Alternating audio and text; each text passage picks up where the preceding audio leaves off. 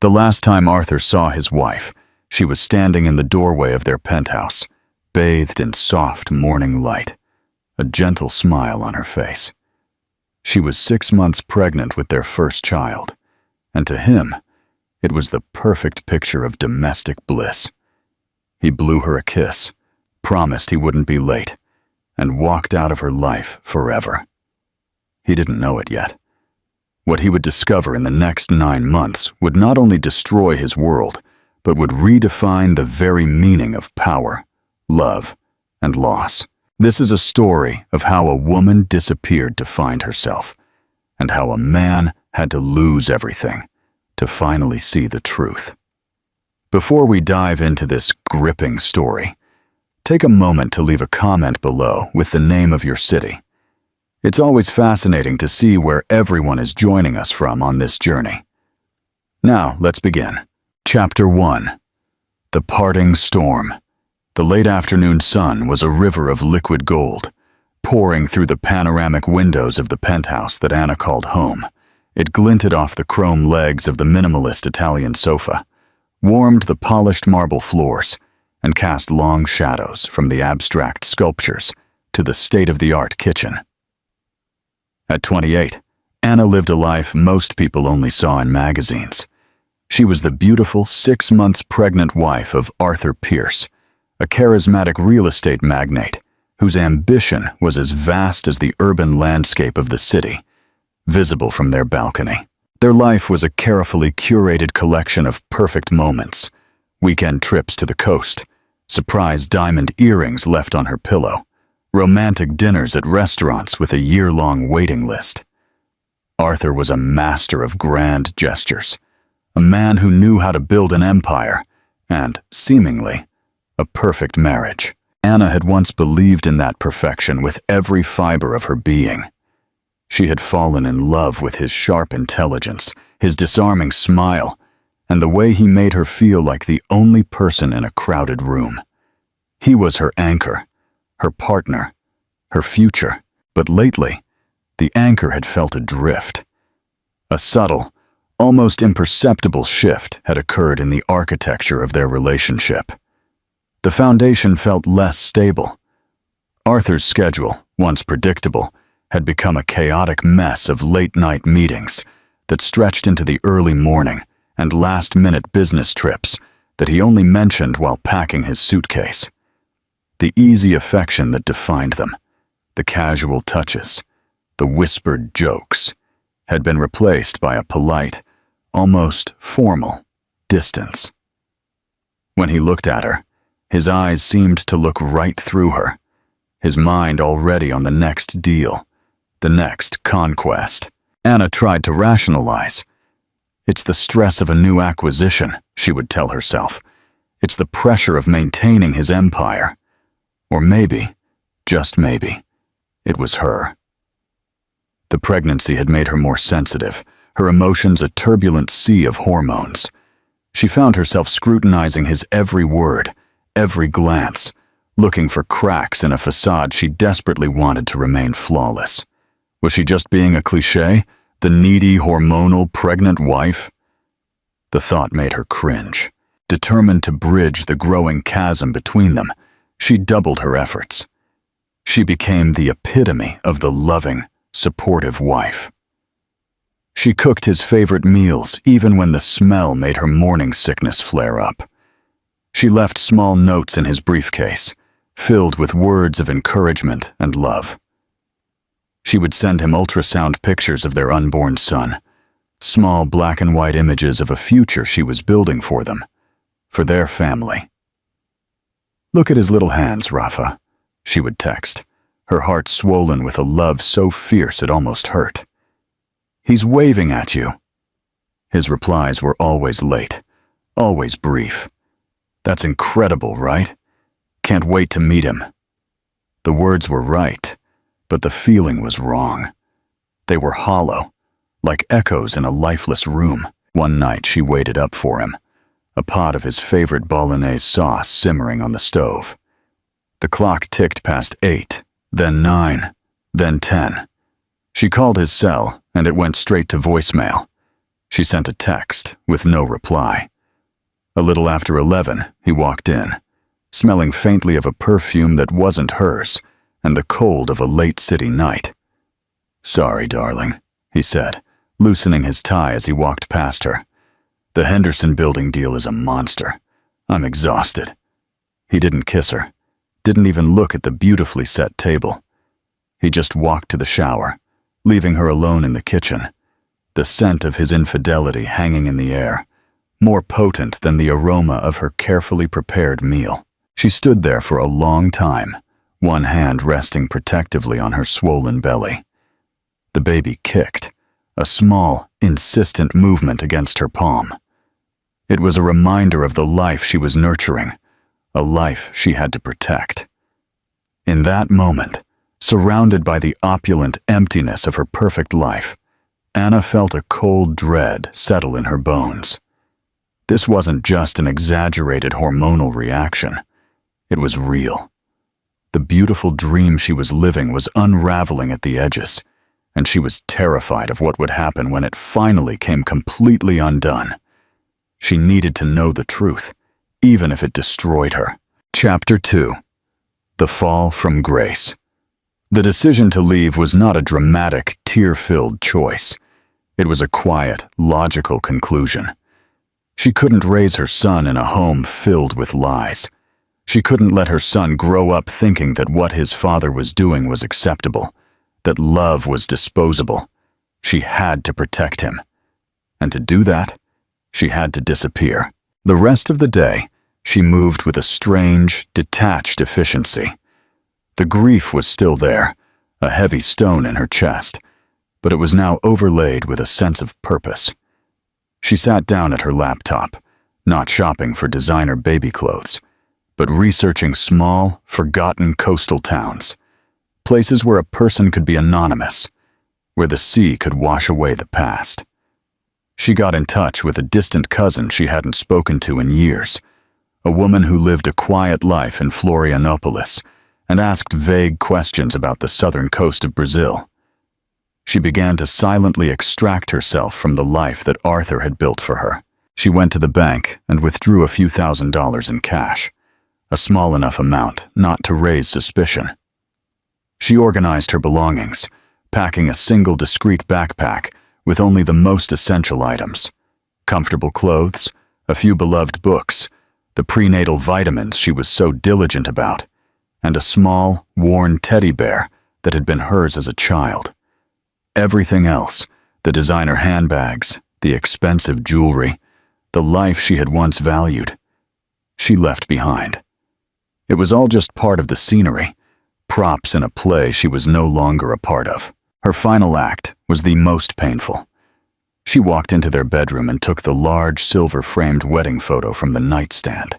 It was a picture of them on a beach, both tan and laughing, the image of happiness. With numb fingers, she opened the back of the frame, took out the photo, and tore it in half, the sound of the paper ripping a final definitive severing of their bond. She left the empty frame on the nightstand, a silent, stark testament to what he had broken. She hid the packed backpack in the back of her closet, behind a row of party dresses she would never wear again. As she looked around the quiet, opulent penthouse, she felt a profound sense of detachment. This was no longer her home. It was a gilded cage, and she had just found the key. She would wait for the right moment, a time when he was on one of his business trips, and then she would walk out the door and never look back. She wasn't running away. She was running toward a future she would build for herself and her son. A future built on truth, not lies. Chapter 3.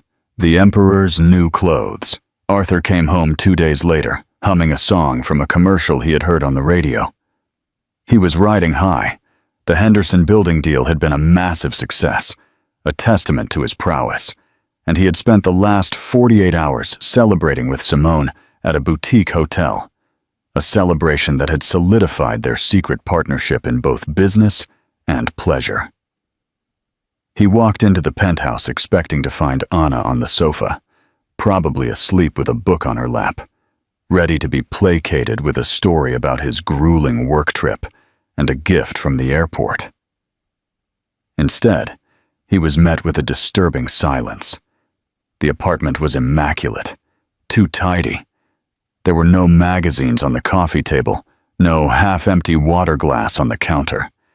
It felt sterile, like a hotel room that had just been cleaned. "Anna," he called out, his voice echoing slightly in the vast space. No reply. He went into the bedroom. The bed was perfectly made. He checked the closet. A significant portion of her clothes was gone. Not the expensive dresses or the designer suits, he noticed with a strange sense of relief, but her everyday items: jeans, shirts, comfortable shoes. He went into the bathroom. Her toothbrush was gone, along with her favorite face wash and the prenatal vitamins she was so diligent about. A flicker of irritation lit up inside him. Was this some kind of game? A dramatic, passive-aggressive punishment for his absence? He grabbed his phone to call her, ready to scold her for her childish behavior. It was then that he saw it, sitting on her nightstand. Her cell phone. And next to it, the empty silver frame, its glass staring at him like a blind eye. A cold knot of dread began to form in his stomach. This wasn't a game. Anna would never leave her phone behind. It was her lifeline, her connection to her family, to her doctor, to the world. He frantically called her mother, her sister, her two closest friends. Each conversation was the same. No one had seen her. No one had heard from her. The last person to speak to her was 3 days ago, and she had seemed, in their words, a little down but fine. Real, pure panic finally set in. He called the police, his voice a convincing performance of a distraught husband on the verge of collapse. The police who arrived were professional but detached, their questions sharp and probing. Had they fought? Were there financial problems? Was she unhappy? Arthur played his part perfectly, painting a picture of a happy marriage and a deeply loved, though emotionally fragile, pregnant wife. The next day, the story exploded. Pregnant wife of millionaire Arthur Pierce disappears without a trace.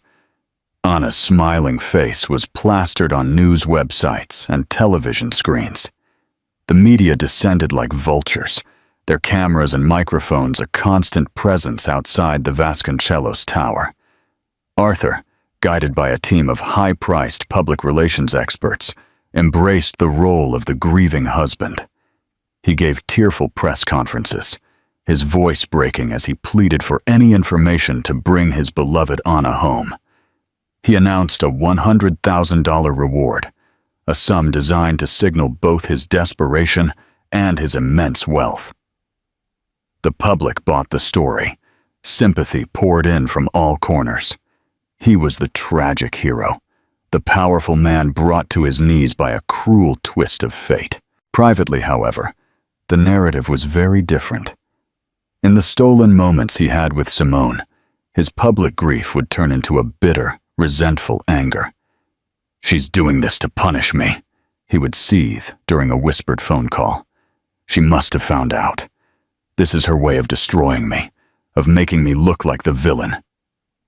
Simone, for her part, tried to be supportive, but a seed of resentment was beginning to take root.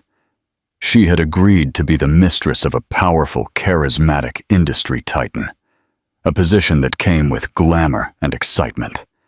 She had not agreed to this. The ghostly presence of Anna was everywhere. She was in the sympathetic glances of strangers, in the hushed whispers of Arthur's colleagues, in the very air of the penthouse that still seemed to belong to another woman. Anna, in her absence, had become a martyr, a saint, and Simone was, by default, the villain of a story she couldn't control. Arthur's public pleas grew more desperate, his performance more polished. He sat for a prime-time interview, wiping dry eyes as he looked directly into the camera.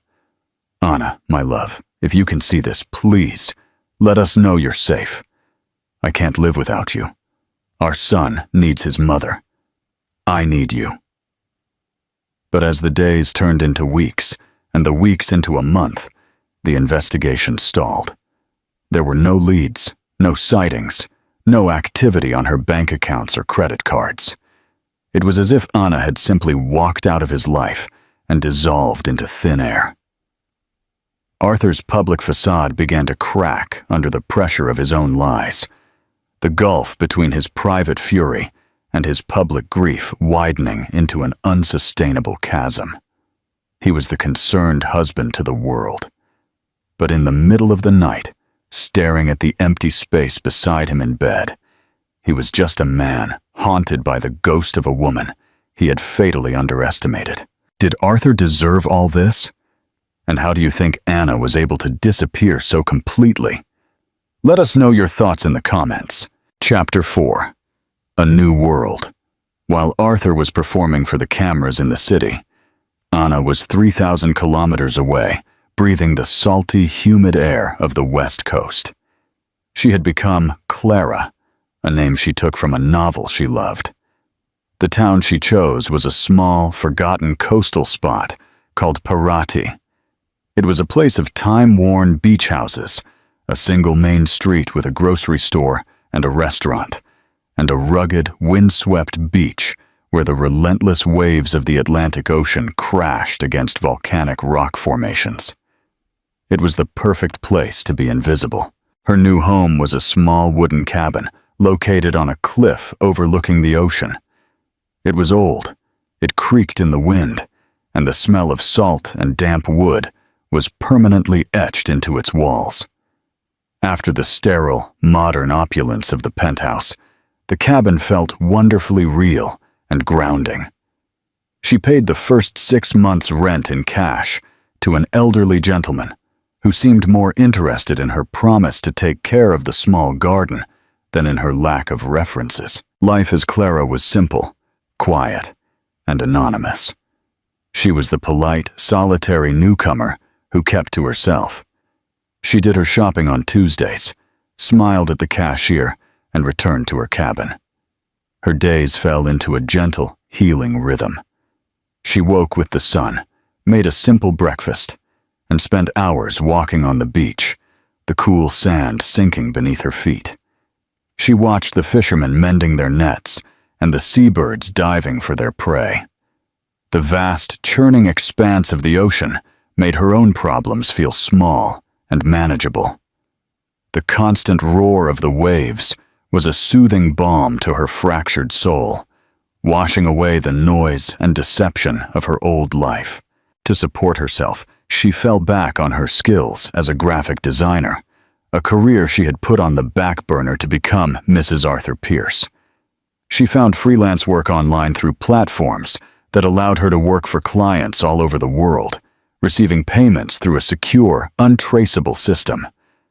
Her work was her connection to the outside world, but it was a connection on her own terms, filtered through the security of a screen and a pseudonym. She meticulously avoided creating any official records. She didn't get a driver's license. She didn't register to vote.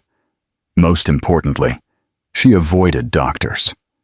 She knew it was a risk, but her fear of being found was greater than her fear of the unknown. She bought books on childbirth and prepared herself for the monumental task ahead. She was a good student, diligent, and focused. She learned about breathing techniques, birthing positions, and how to deal with potential complications. Her pregnancy became her private, sacred journey, a partnership just between her and her unborn son.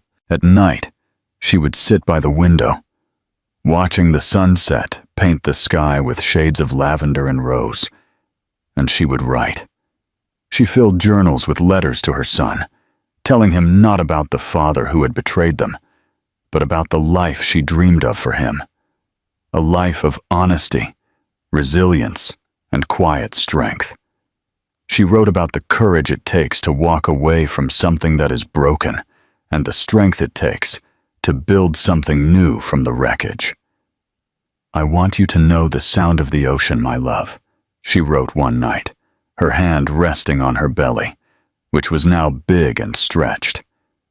"I want you to know that your world is not defined by glass towers and empty promises, but by the tides, the stars, and the goodness of your own heart. You are my new beginning. You are my brave new world." The months passed. Her belly grew, and so did her confidence. She was no longer Ana Vasconcelos, the millionaire's wife.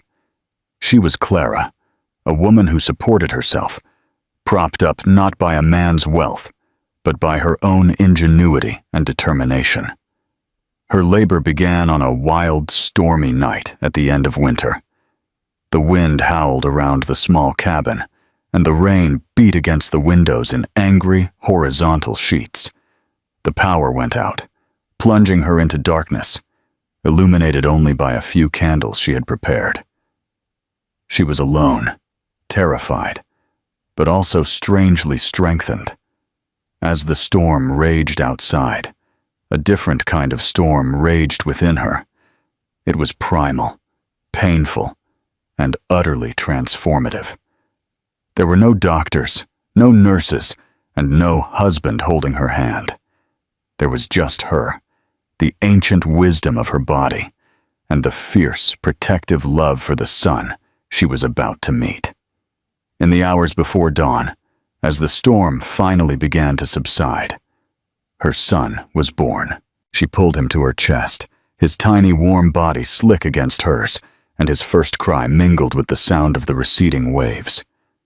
She looked at his perfect, wrinkled little face, and tears of exhaustion, relief, and overwhelming love streamed down her cheeks. She had done it. She had brought him into the world, safely, on her own terms. She named him Noah, a name that meant rest and comfort.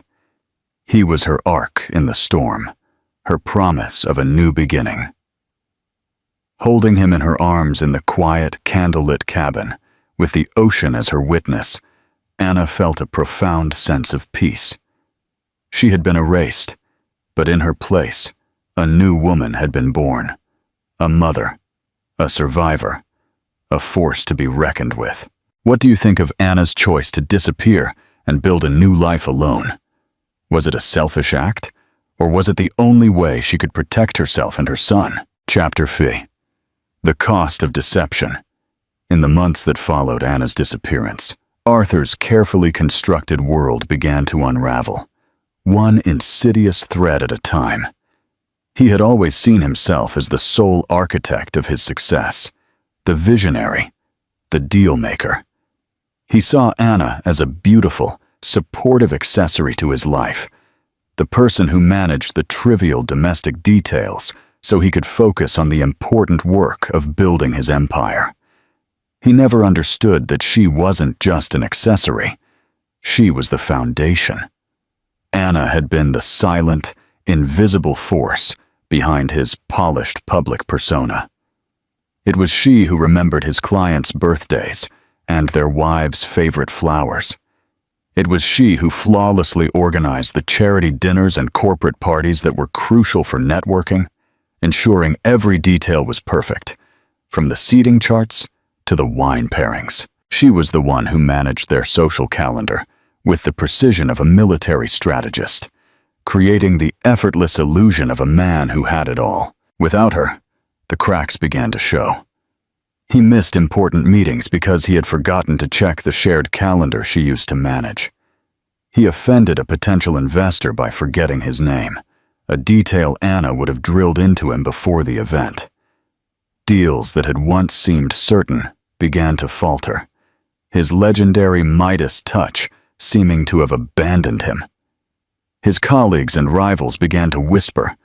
His wife's disappearance was a tragedy, yes, but the subsequent decline in his business acumen was a weakness, and in their world, weakness was blood in the water. The rumors about his affair with Simone, once whispered speculation, began to gain traction. A disgruntled former assistant, fired by Arthur in a fit of rage, leaked details of his frequent late-night meetings with his head of marketing. The story didn't make the major news, but it circulated with venomous speed through the inner circles of the city's business and social elite. The public sympathy that had once been his shield began to wear thin, replaced by a cynical and knowing suspicion. He was no longer the tragic hero. He was becoming a pariah. His relationship with Simone, which had been a thrilling escape, soured into a toxic codependency. Simone had been drawn to the powerful, confident industry titan. The man she now lived with was a shadow of that person, irritable, paranoid, and obsessed with his missing wife. She had moved into the penthouse, a move she had dreamed of, but it felt like she was occupying a museum dedicated to St. Anna. Arthur refused to get rid of Anna's things. Her clothes still hung in the closet, her books were still on the nightstand, her perfume still lightly lingered in the air. Simone felt like a ghost, haunting another woman's life. She resented Anna's persistent, sanctified presence. She resented the pitying looks she received from people who knew or suspected her role in the marriage's dissolution. And most of all, she resented Arthur's growing inability to separate her from his downfall. "If you hadn't been so careless, she might never have found out," he had snarled at her one night, after losing a major contract. "I was careless?" Simone snapped back, her voice dripping with scorn. "You were the one who was married, Arthur. You were the one who lied to her every day. This isn't my fault. This is the mess you made." The arguments became more frequent, more vicious. The glamour of the affair had disappeared, revealing the ugly reality underneath. A relationship built on deception and convenience couldn't withstand real pressure. Simone began discreetly sending out her resume, building her own exit strategy. She had latched on to a falling star, and she was smart enough to know when it was time to let go. Arthur, meanwhile, was trapped in a downward spiral of his own making. He drank more, slept less. He found himself wandering the silent, cavernous penthouse at night, touching the things Anna had left behind, a strange mix of fury and a longing so deep it felt like a physical ache. He had thought he could have it all, the devoted wife and the exciting mistress. He had believed he was in control. Now he was losing everything, and he couldn't understand why. He had fatally miscalculated the value of what he had, and the true cost of his betrayal was only just beginning to come due. Do you think Arthur deserved this? Was Simone right to leave him? Share your thoughts in the comments below. Chapter 6. The Golden Hope. Gala. The Golden Hope Gala was the jewel of the city's philanthropic season, a glamorous event where the city's old money and new power collided. For Arthur, it was more than a party. It was a lifeline. His business was bleeding, his reputation was in tatters, and he desperately needed new investors. He needed to project an image of stability and strength, to remind the world that he was still Arthur Pierce, the man who could move mountains. He arrived alone, with Simone having finally and officially left him the week before, a departure that felt less like a broken heart and more like another asset being liquidated. He mowed through the opulent ballroom, a glass of champagne in his hand, forcing a smile, shaking hands, his eyes scanning the crowd for potential backers. He felt a bead of sweat run down his back. The vultures were circling. He could feel their eyes on him, their whispers following him like a shadow. And then the room went quiet. Not a sudden, dramatic silence, but a slow, rolling wave of stillness that started at the entrance and spread through the crowd. Heads turned, conversations faltered. Arthur spun around, annoyed by the distraction, and his world stopped. Standing in the arched doorway, framed by the light, was Anna.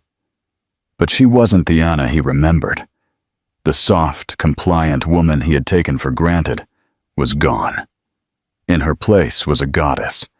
She was radiant, dressed in a stunning emerald green gown that clung to her curves, her hair styled in elegant waves, her face lit by a serene, unshakable confidence. She looked powerful, she looked magnificent, and she was not alone. Cradled in her arms, wrapped in a soft cashmere blanket, was a beautiful baby boy with a shock of dark hair and his mother's calm, observant eyes. Arthur felt the champagne flute slip from his numb fingers, shattering on the marble floor with a sound that seemed to echo the destruction of his own composure. It was her. After 9 months of silence, of nothing, here she was, looking as if she had just walked out of a dream, his dream, the one he had destroyed. Before he could move, before he could process what he was seeing, several of the city's most influential figures, the very people Arthur was desperate to impress, converged on Anna. There was Jonathan Miller, the respected head of the gala's charity foundation, who greeted her with a warm, paternal kiss on the cheek. There was Eleonora Menis, no relation, but the matriarch of one of the city's oldest families, who cooed over the baby.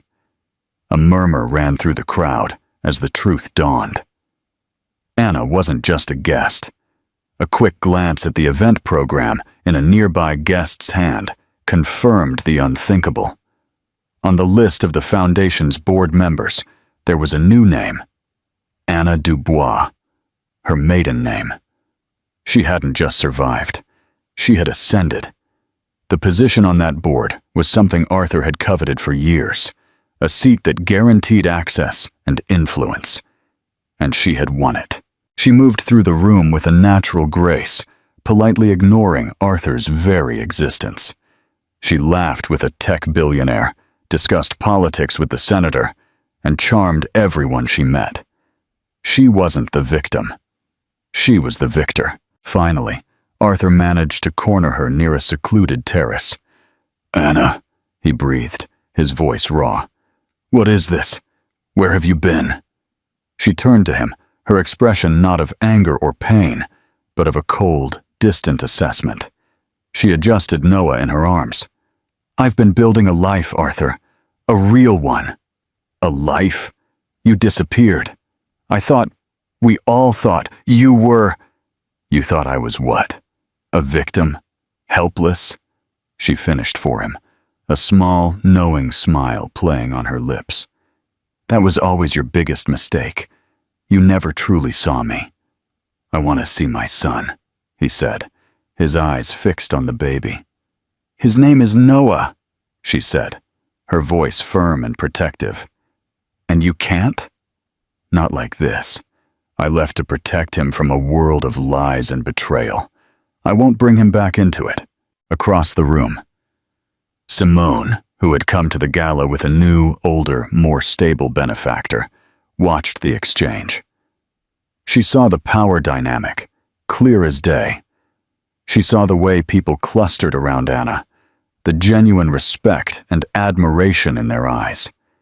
She saw the way Arthur was looking at his wife, defeated, desperate, utterly impotent. In that moment, Simone knew with absolute certainty that she had made the right choice in leaving him. He hadn't just lost his wife. He had lost the source of his power. He was an empty man. And Anna was the one who had finally exposed him. Arthur reached out a hand, as if to touch Noah's cheek, but Anna took a step back, her eyes like shards of ice. "Don't," she said, her voice low, but carrying the weight of an iron command. "You forfeited that right 9 months ago on a leather sofa in your office." She turned her back on him, leaving him standing alone on the terrace, the sounds of the party, of his success, washing over him. He was the ghost now, invisible in a room where his wife was the shining sun. Chapter 7. The Aftermath. The Golden Hope. Gala was not an ending. It was a declaration. In the weeks that followed, Arthur's desperate attempts to contact Anna were met with an impenetrable wall of silence. His calls were rerouted to her assistant, a professionally efficient woman, who informed him that Ms. Dubois's schedule was full. His emails went unanswered. The legal documents that arrived at his office were not for a messy, emotional divorce, but for a meticulously prepared alimony and custody agreement from one of the city's top family law attorneys. The terms were non-negotiable. He would provide financial support, and in return, he would be granted supervised visitation twice a month in a neutral location upon completion of a court-mandated anger management and co-parenting course. There was no room for discussion. It was a business deal, and she held all the cards. Anna, or rather, Ms. Dubois, had played her hand with masterful precision. The story of her comeback was even more compelling than the story of her disappearance. She gave one, and only one, exclusive interview to a respected journalist. She didn't sling mud or revel in the sordid details of Arthur's affair. Instead, she spoke with eloquence and passion about the systemic challenges faced by women and children in crisis. She announced that she was using her position on the board and her personal story to launch a new initiative through the Golden Hope Foundation, the Project Hope. It would establish a network of shelters and resource centers for women who needed to escape abusive or unsustainable situations, providing them with legal aid, financial counseling, and the tools to build a new, independent life. She had turned her pain into a platform, her personal tragedy into a public mission. She was no longer defined by her relationship with Arthur Pierce. She was defined by her work, her resilience, and her commitment to helping others. The public, and more importantly, the city's philanthropic elite were fascinated. Donations flooded into Project Hope.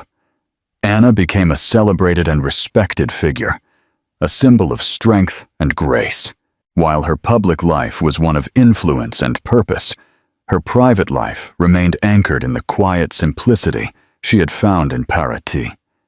She kept the seaside cabin, flying back and forth on a private plane, a luxury provided by the very alimony payments Arthur was forced to make. The cabin was her sanctuary, the place where she was not Miss Dubois, the formidable board member, but simply Mom. She and Noah would spend weeks at a time there, away from the noise and ambition of the city. Their days were filled with the simple, profound joys she had dreamed of for him. They would walk on the beach, collecting shells and watching the sandpipers race along the shoreline. She would read stories to him, not of fairy tales about princes and princesses, but of courageous explorers, brilliant scientists, and bold artists. She raised him with the sound of the ocean as his lullaby and the lessons of self-reliance and courage as his foundation. She taught him that strength wasn't about how much you had, but about how much you could overcome. She taught him that a home wasn't defined by the size of its rooms, but by the amount of love and truth within its walls. One night, as she sat on the porch of her cabin, watching Noah take his first wobbly steps on the soft grass, her phone buzzed. It was a message from an unknown number.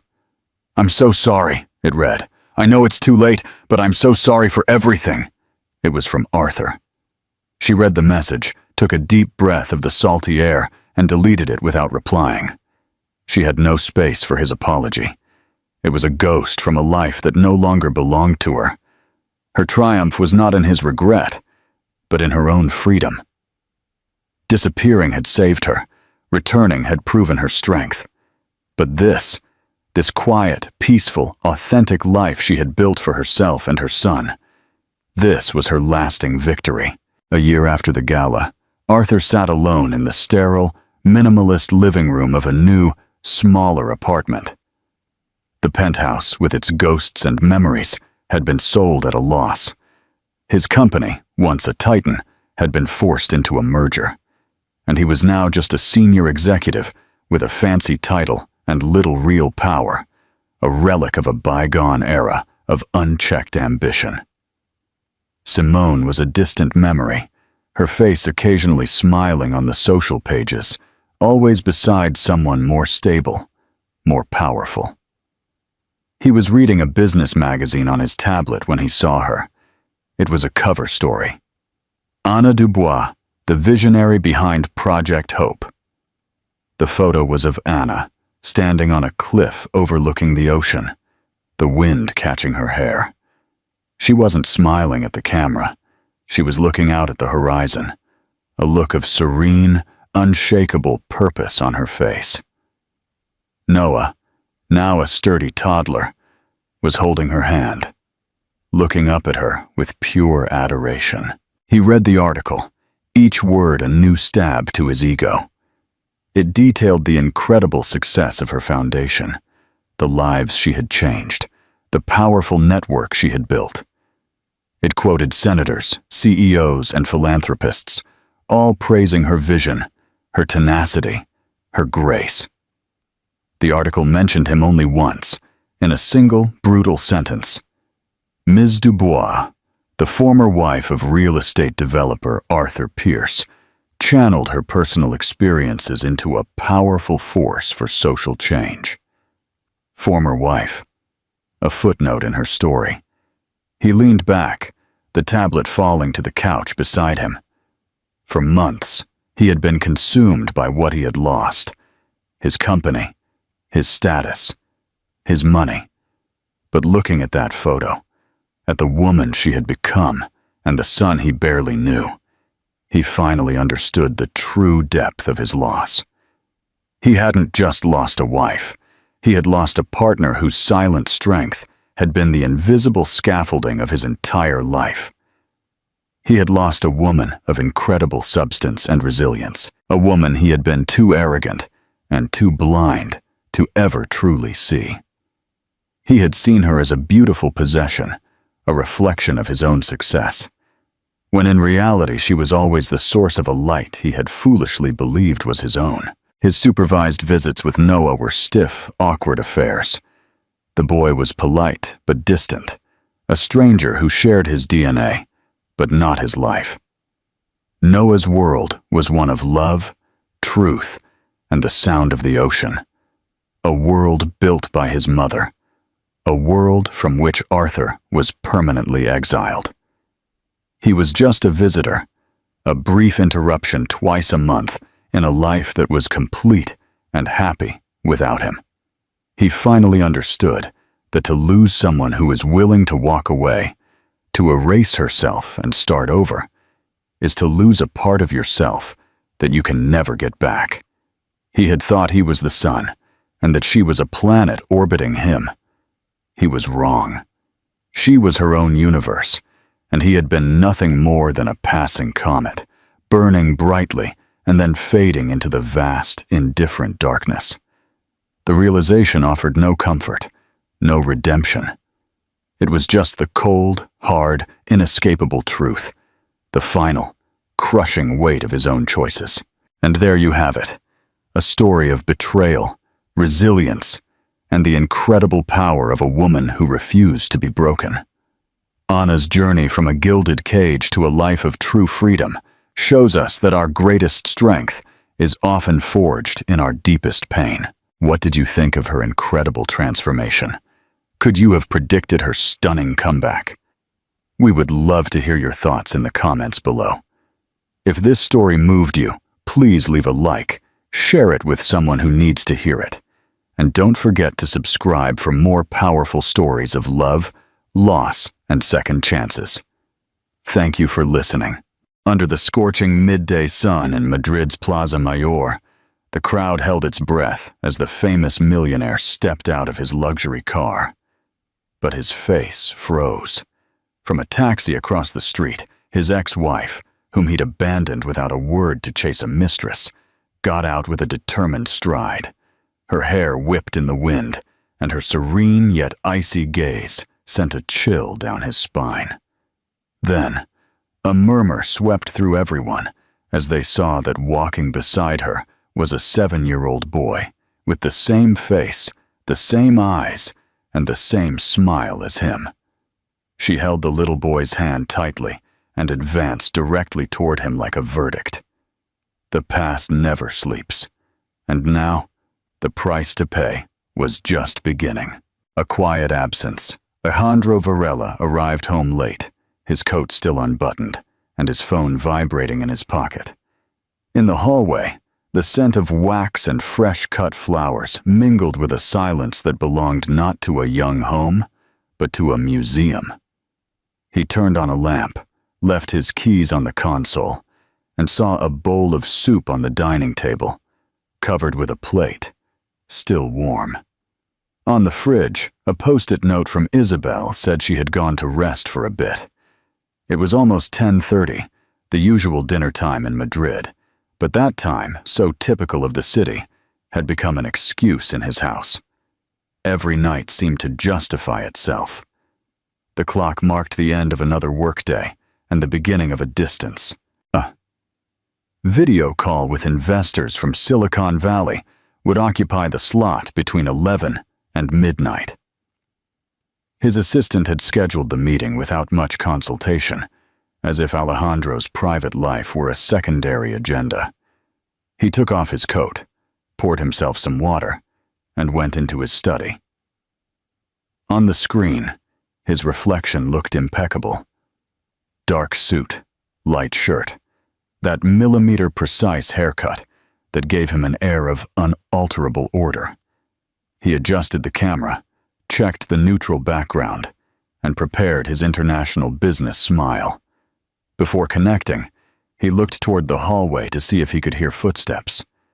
But the house remained still. Isabel had been sleeping poorly for months.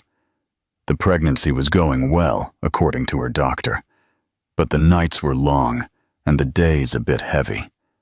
When she heard Alejandro arrive, she waited a few minutes to see if he would come into the room. He didn't.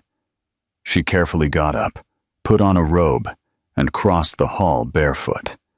She found him with his back to her, headphones on, speaking English and moving his fingers as if playing a piano. She got close enough to hear scattered words. Return, round, closing. He saw her in the corner of the screen and raised a hand to greet her without breaking the conversation. Isabel, with a gentle gesture, placed a hand on her belly as a response. She went back to the kitchen, warmed up the soup for herself, and by instinct served another cup that she left covered. Marina appeared the next day with a dress she had just finished.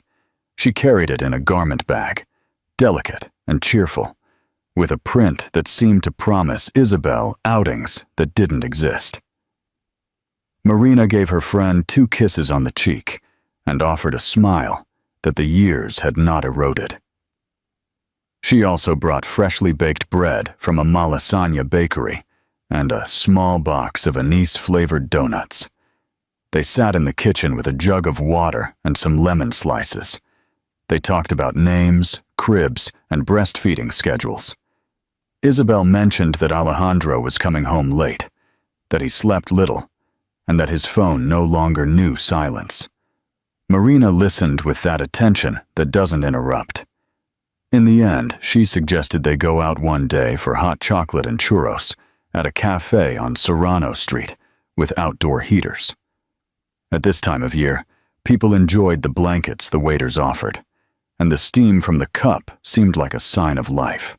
Isabel laughed, accepted the idea, and promised to let her know. That afternoon, Alejandro reviewed reports for hours. When he finally stopped, he noticed a weariness in the back of his neck that he didn't remember from his 30s. When ambition and body once moved at the same speed, he now felt his head was ahead and his heart was left behind. He peeked into the bedroom to ask Isabel if she wanted to go out to dinner. She was sleeping on her side, with one hand on her belly and the other under her pillow. The bedside lamp was on with an open book. Alejandro turned off the lamp, arranged the comforter, and stayed for a minute looking at his wife's profile, trying to remember the last time they had strolled without a hurry. Maybe one afternoon in the Retiro Park, before video conferences took over Sunday. He closed the door carefully. He didn't want to wake her. In the kitchen, he again found the soup she had left for him. He drank it standing up, with his back to the window, as if chewing while sitting down was a waste of time. The next day was more of the same. Back-to-back meetings, a working lunch that ended up being a hurried coffee, and in the afternoon, a quick visit from Isabel to the clinic for a routine checkup. Marina accompanied her. The two came out with good news and a prescription for rest, low salt, and short walks. On the way back, they stopped at a cafe with a zinc counter, one they had known since university. The waiter called them by name and served them 2 cortados and a slice of tortilla. They paid by leaving a few coins, as always, without ceremony, and said goodbye with a "take care" that sounded like home. At home, Isabel left the clinic card on the table with the next appointment underlined. Next to it, she placed a tiny white cotton onesie she had bought at a corner store. She took a photo of it with her phone to send to Alejandro. Not with reproaches, but with that excitement that needs to be shared. She wrote few words, no speeches. Sometimes an image was enough to remember that life also happened outside the screen. Alejandro received the photo while preparing for another meeting. He opened it and felt a pang of tenderness that pierced his armor.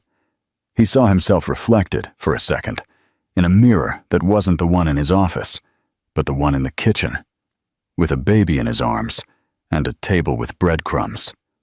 He blinked, put his phone away, and thought about writing something to Isabel. He looked at it again and saved it for later. Always later. It was his favorite word when he didn't know how to find the first one. As evening fell, the temperature dropped a couple of degrees. From the living room balcony, you could see the row of bare trees on the street. Isabel sat on the sofa with a blanket and a chamomile tea. She listened to the radio for a while.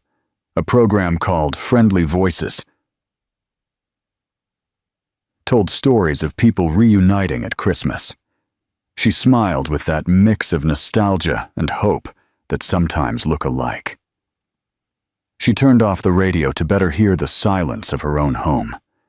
She imagined Alejandro as a child in Seville, running through a courtyard, telling someone about the first time he dreamed of building something big.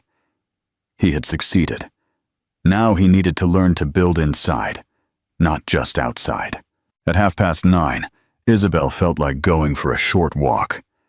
She bundled up, went downstairs, and walked slowly along Serrano, watching older couples still holding hands, young people with shopping bags from stores that were closing, families arguing about where to have dinner. Passing an illuminated cafe, a waiter shook out tablecloths, and another collected a few coins of tip left next to the bill.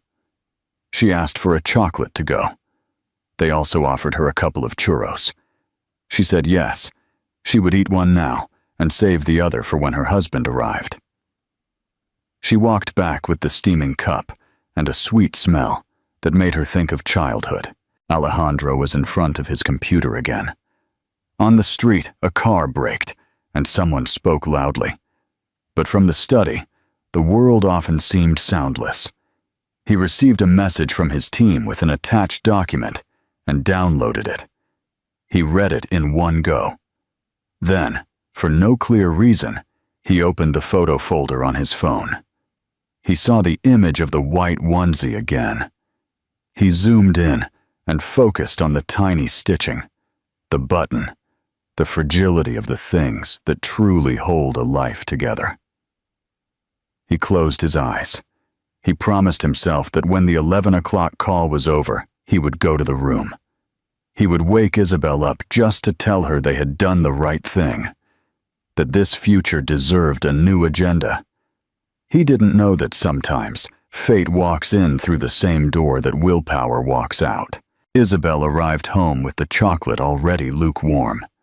She went upstairs slowly, left the cup in the kitchen, and rested her forehead against the window pane.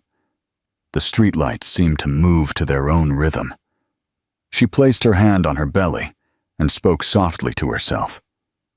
"You're doing well," she told that version of herself that sometimes doubted. Then she turned off the light and stayed, looking at the reflection of her silhouette in the darkness. The wall clock chimed twice. The sound of an elevator and then a door closing on another floor was heard. The world went on as always. She took a deep breath, went back to the living room, and sat down again by the window. Alejandro took a break between emails to glance at the living room. He saw the cardboard cup on the counter and smiled. He thought about warming up the chocolate and taking it to the room. A brief vibration distracted him. He looked at the screen. He didn't recognize the number. He hesitated for a moment. He opened the message. Isabel stays watching out the window. Meanwhile, in another part of the city, Alejandro receives a message from a woman named Lucia. See you tonight at the Prado. Do you think Alejandro is genuinely trying to reconnect? Or is he just succumbing to the pressure of a new phase of life? The unspoken promise.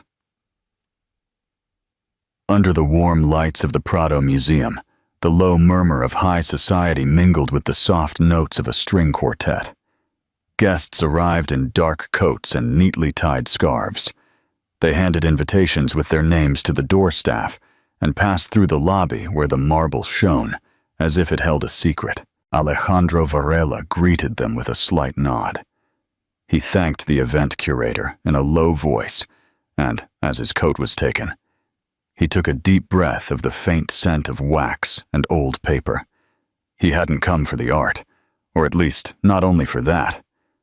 He was called by his last name at the entrance to the gallery, offered a glass of cava, and he replied with a polite, "Thank you," that sounded automatic. The agenda of donations and sponsorships was clear. He would sign his name as so many times before, but tonight the museum seemed more alive than ever, and the music enveloped the paintings with a kind of heartbeat. A few meters away, Lucia Ortega chatted with two event suppliers. She wore a red dress that drew attention without being loud, a simple hairstyle that revealed the nape of her neck, and small earrings that caught the light. When she saw him, she said goodbye with a smile and headed towards him with a confident stride. "Good evening, Alejandro," she said, and the way she pronounced his name sounded like an old agreement that had yet to be signed.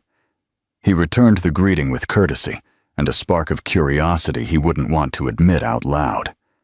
They exchanged a few phrases about the setup, commented on the generous attendance of patrons, and the naturalness with which Madrid adopted the custom of late dinners, even in museum spaces. Then, Lucia leaned toward a Goya painting and, without looking at Alejandro, made a light joke about the irony that resides in certain portraits. He laughed more than he should have, not because of the joke itself, but because of the relief of talking about something other than investment rounds. They walked through the gallery at a leisurely pace, greeting an elderly couple who recognized Alejandro from the business news with a good evening, and stopping in front of a canvas where the brushstroke seemed to breathe. Lucia avoided talking about her personal life with such a polished naturalness that it invited questions. She revealed almost nothing except that she liked a job well done and couldn't stand improvisation at an event. As they walked, he noticed how the conversation found a parallel melody to the quartet's, as if each comment about a painting opened a crack through which a breeze of complicity entered. Sometimes Lucia looked at him sideways with a calculated calm. Other times she would stop and let him make the first comment, as if she wanted to hear what kind of man was hiding behind the signature so many people sought. The museum, at that hour, seemed like a miniature city, with its silent streets between rooms and its luminous squares in the open spaces where drinks were served. A waiter approached with a tray of canapés. There was finely sliced Iberian ham, cubes of manchego cheese, small toasts with anchovy, and a warm cream in little glasses. Lucia chose something light, thanked him with a smile, and returned to the conversation with the ease of someone who knows how to move in all rooms. The attentive staff invited the attendees to visit the inner courtyard, where a small cocktail bar had been set up. They offered a classic mix, a well-served vermouth with a slice of orange and a green olive, and Alejandro accepted a sip that brought back a vague memory of his first years in Madrid. It was cold in the courtyard, but the heat lamps and the laughing people created a warm bubble. He thanked the waiters with a gesture and left a small coin in the tray meant for event donations, a symbolic gesture that wasn't meant to be seen. Lucia suggested they continue their walk through the next room, and the conversation, without drawing attention to itself, touched on the personal. They talked about impossible schedules, about how the city speeds up in autumn, about friends they saw less than they would like.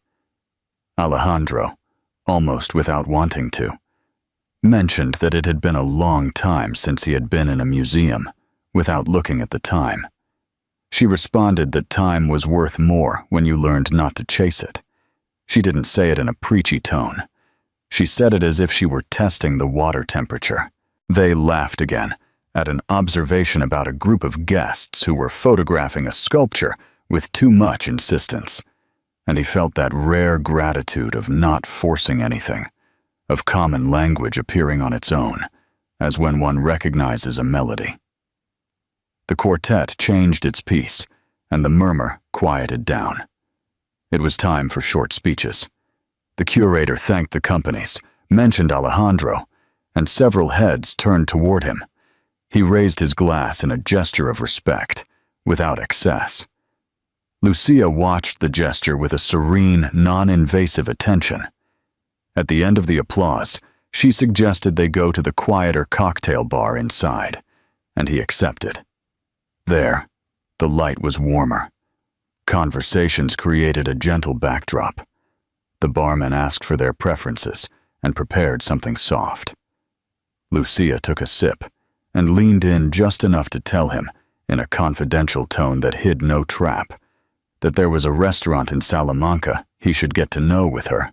She didn't say it with urgency. She said it like someone who opens a door and waits, politely, on the other side. Alejandro experienced that strange mix of relief and alert. He knew what such an invitation implied on a night like this, where formalities offered refuges that could become shortcuts. He responded with a light joke that didn't avoid the intention.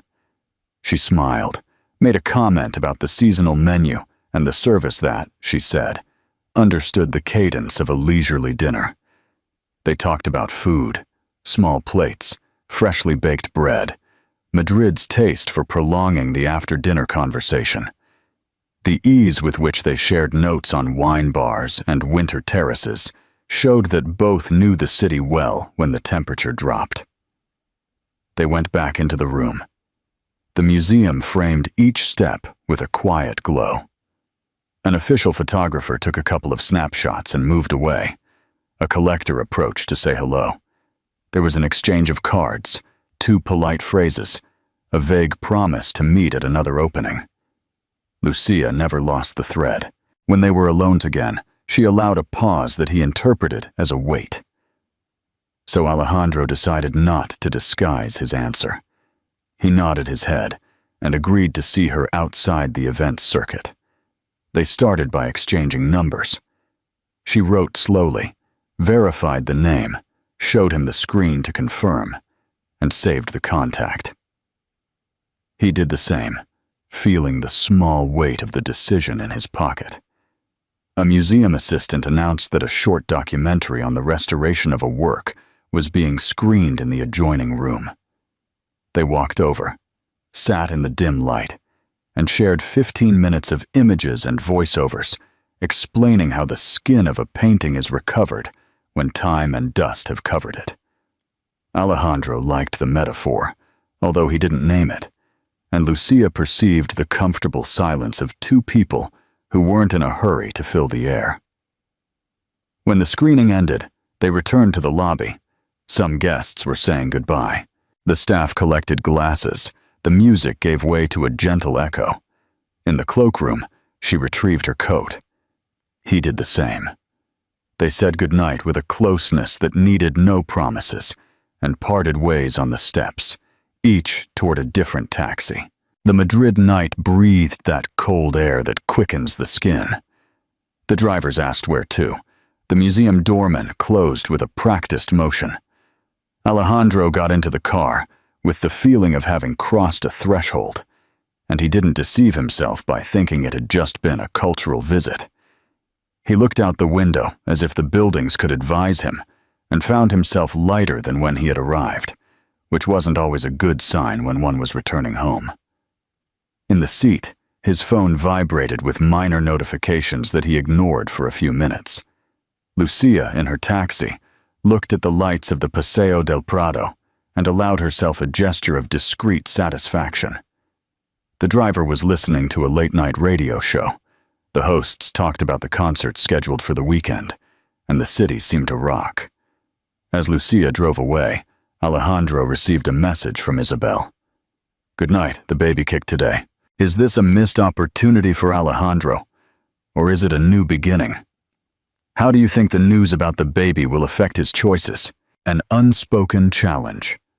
The next morning dawned in Madrid with a clear sky and a cold air that invited a brisk walk. In the small cafe on Alcalá Street, the aroma of freshly ground coffee mingled with that of toasted bread. Isabel arrived punctually, wearing a light gray coat and a wool scarf her mother had knitted years ago. She sat by the window, where the sun came in at an angle, and ordered a coffee with milk and toast with tomato. She had chosen that place not only for its proximity to the office where she worked, but because from there she could watch people pass by, as if the city were telling her stories in silence. As she stirred her coffee, she mentally reviewed what had happened the night before. The strange feeling the message sent to Alejandro left her with, and the certainty that something was about to change. Lucia arrived a few minutes later. She wore a camel coat, and her hair was loose, in soft waves. She came in, greeting the waiter with a kind "good morning," and as soon as she saw Isabel, she smiled and approached her table. Isabel stood up to greet her, a kiss on each cheek, the typical greeting, and she offered her a seat. The conversation started light, with comments about the cold, the traffic, and the taste of the cafe's coffee. However, underneath those words, a subtle tension floated, as if both knew they hadn't gone there just to catch up. Lucia ordered a green tea and a half toast with bitter orange marmalade. Then, without beating around the bush, she asked about Alejandro.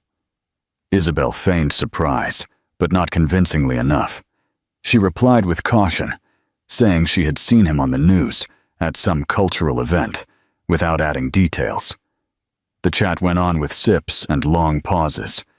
Lucia mentioned that Alejandro seemed different lately, less distant, more attentive. Isabel, hearing this, felt a pang in her chest. It wasn't jealousy, but a mix of nostalgia and caution. She decided to change the subject and asked about Lucia's job, which consisted of organizing events for select clients in Madrid. Lucia talked about an upcoming event at the Palacio de Cibeles, describing the flowers she planned to use and the live music. As she spoke, Isabel watched her carefully, looking for signs, mentally comparing the image she had of her with the woman in front of her. She found no hostility, but a clear determination, that of someone who knows what she wants and isn't afraid to go for it. Outside, the street was bustling with pedestrians. The waiter came by to drop off another round of drinks. Isabel thanked him with a smile and left some coins as a tip on the tray. The gesture, simple, revealed her habit of taking care of small details. At that moment, Isabel's phone vibrated on the table. It was a message from Alejandro, asking if she was free for lunch. Isabel looked at it for a few seconds before replying with a brief, "I can't today. Another day." She put the phone away and noticed how Lucia, without apparent intention, had followed the movement with her gaze. They made no comment, but the silence that followed had a weight that neither wanted to acknowledge. Lucia resumed the conversation with a comment about the approaching Christmas holidays. She said that Madrid in December had a unique charm, with the lights on Gran Via and the markets in Plaza Mayor. Isabel nodded, remembering years when those walks were as a couple. She promised herself not to let melancholy dictate the tone of the meeting.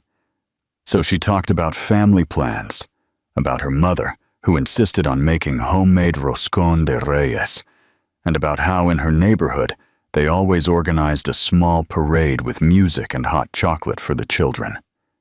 Lucia listened with genuine interest, and for a few minutes, the conversation seemed to be freed from any tension. But soon, reality peeked out again. Lucia, in a tone that was meant to be casual, asked if Isabel was still in contact with Alejandro for personal matters. Isabel, looking out the window, replied that life sometimes forced people to cross paths, but that it didn't mean anything. The tone was calm, but her hands, clasped around her cup, revealed the opposite. Lucia didn't insist. She changed the subject to the restoration of a historic building where her company worked, describing with passion how each tile was cleaned by hand and how the artisans were careful not to lose a single original detail. Isabel let herself be carried away by the description, even asking about the suppliers, as if that way she could keep the conversation away from uncomfortable topics. The waiter offered them homemade sweets. Lucia chose a piece of almond cake. Isabel preferred not to have any more. The midday light began to fill the cafe, and some tables were left empty. It was time for each of them to go their separate ways. They got up, bundling up, and walked together to the door. Outside, the cold air made them adjust their scarves. Isabel said she had to go back to the office. Lucia mentioned that she had to meet with a supplier in the Salamanca neighborhood. They said goodbye with a handshake more formal than the initial greeting, a clear sign that the conversation had left more questions than answers. As Isabel walked away down the sidewalk, she felt that the conversation had stirred something she would have preferred to leave still. She knew that Lucia was not a direct threat, but also that any link to Alejandro could alter the fragile balance she had achieved in her life. She walked to the subway, wondering if she should tell her mother about this encounter or keep it to herself. For her part, Lucia watched Isabel walk away and stood for a few seconds at the cafe door, as if she wanted to memorize the scene. Then she turned and walked in the opposite direction, mentally reviewing what she had said and what she had kept silent. On the corner, a street musician played a soft melody on his guitar. The sound mingled with the noise of the cars and the city's murmur. Isabel, going down the subway stairs, once again felt the weight of the not-quite-answered message from Alejandro. Lucia, walking toward her appointment, allowed herself a small smile, not of victory, but of recognition. Something had moved. Neither of them knew yet where that current would take them, but both had a feeling that it would not be easy to ignore.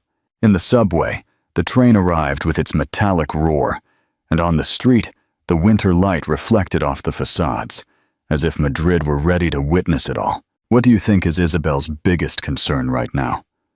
The potential for a new relationship between Alejandro and Lucia, or the disruption to her carefully built new life? A second chance. That afternoon, Madrid's sky was covered with low clouds that foreboded rain. Alejandro, after an exhausting day in his office on Paseo de la Castellana, decided he needed a moment of fresh air and clarity before returning home. He walked aimlessly until he found himself in front of the old bookstore where he used to go as a young man, a place he hadn't visited in years. The window display showed luxury editions of Spanish classics, along with old maps and sepia postcards. He went in. He greeted the owner with a slight nod and began to walk through the narrow aisles, stroking the spines of the books as if they were old friends. He wasn't looking for anything in particular, but the calmness of the place helped him organize thoughts he had been avoiding for weeks. Among them, the insistent presence of Isabel in his memory, and the uncomfortable memory of his last conversation with Lucia, in which, without meaning to, he had hinted that he still thought about his ex-wife. As he flipped through a volume of poetry by Antonio Machado, he heard his name. It was Enrique, a university friend he hadn't seen in at least a decade. The greeting was warm, with a long hug and slaps on the back. They caught up quickly, talking about work, their families, how the city had changed. Enrique, learning that Alejandro was alone, insisted on inviting him to dinner that night at his house, where his wife and some mutual friends would also be. Alejandro hesitated, but finally accepted, thinking that such an evening might distract him from the tensions that had been haunting him lately. Dinner at Enrique's house was cozy, a spacious apartment in Chambéry, decorated with wooden furniture and warm rugs. The table was set with care, candles lit, and glasses of red wine waiting to be filled. The conversation flowed between anecdotes and laughter, but Alejandro, although he smiled and participated, felt a persistent knot in his stomach. During the second course, Enrique mentioned in passing that he had seen Isabel a few days ago at a charity event. He said it without malice, but it sparked the curiosity of the others present. They asked if he and Isabel still spoke, if there was a possibility of reconciliation. Alejandro responded with evasiveness, saying that time had passed and that each of them was going their own way. However, those words rang hollow. He knew they weren't entirely true. At the end of the evening, when the guests began to say goodbye, Enrique accompanied him to the door and spoke in a low voice. He reminded him how, in his youth, Alejandro had made mistakes that had cost him friendships and opportunities, but that he had always had the ability to correct them. He suggested that, if there were still unresolved issues with Isabel, he shouldn't let any more time pass. That brief conversation, almost a fraternal piece of advice, was etched in his mind on the way back home. The rain had started to fall, fine and constant, tinging the illuminated streets with reflections. Alejandro, instead of calling a taxi, decided to walk. He passed by Plaza de Colón, with its flags waving in the damp wind, and continued until he reached a small cafe that was still open. He went in, ordered a black coffee, and sat by the window, watching people run for shelter. He took out his phone, hesitated for a few seconds, and then wrote a message for Isabel. "We need to talk. Just a few minutes, when you can." He didn't send it immediately. He saved it in drafts and reread it several times, as if he feared the words were too much or not enough. As he drank his coffee, he remembered the first time he met Isabel at a book fair in Plaza Mayor. She was flipping through a volume of poetry, and he approached her to recommend an author. The conversation led to a walk through the city that ended in an impromptu dinner. That naturalness and closeness had been lost over the years, replaced by silences and reproaches. He wondered if any of that was left in them, or if time had erased everything. Leaving the cafe, the rain had stopped, and a fresh scent filled the air. Alejandro walked to his apartment in the Salamanca neighborhood, went up the stairs slowly, and stopped in front of the door.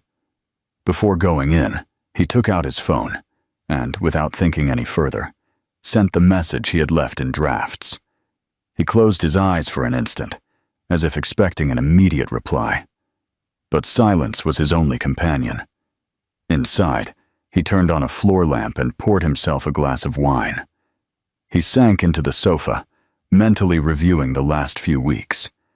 The casual encounter with Lucia, Enrique's words, and, above all, the image of Isabel smiling at some event, oblivious to his thoughts. He knew that approaching her meant reopening wounds, but he also felt that not doing so would be a burden that was already becoming unbearable. That night, As the city fell into a silence, interrupted only by the distant hum of traffic, Alejandro made a decision that he knew would set the course for the days to come. He didn't know if Isabel would agree to see him, or what she would say if she did. But he was clear that he had to try. The fear of failure was great, but greater was the certainty that there was still something to be said.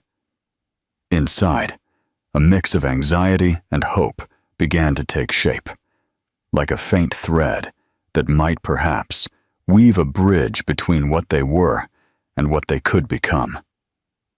When he turned off the light and got ready for bed, his phone was still silent. There was no reply from Isabel. However, that lack of an answer didn't completely discourage him. He knew that sometimes words take time to find their moment, and that patience might be his best ally.